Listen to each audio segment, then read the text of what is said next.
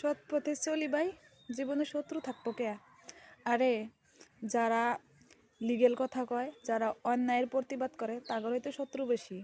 যেমন আমি এই বয়সে আমার মেলা শত্রু।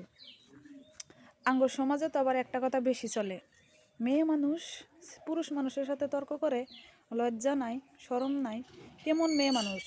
আরে যখন মেয়ে মানুষ পেলে নুরায়, তখন তো কেউ কিছু করবার যাও না। যখন মেয়ে মানুষ হেরে একজন মেয়ে মানুষের সিজারিয়ান করে হেরে সেই প্যাটে থেকে পুরুষ মানুষ বাই করে, তখন তো কেউ কিছু করবার যাও না।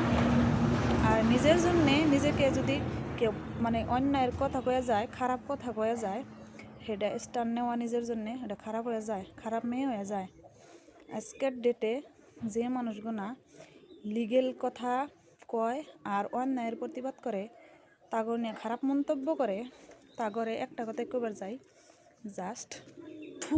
2026 এসে হেরেও যে মানুষগুনার মন মানসিকতা এতটুকু, তাগর নিয়ে আমার কিছু কওয়ার নাই অত বেশি।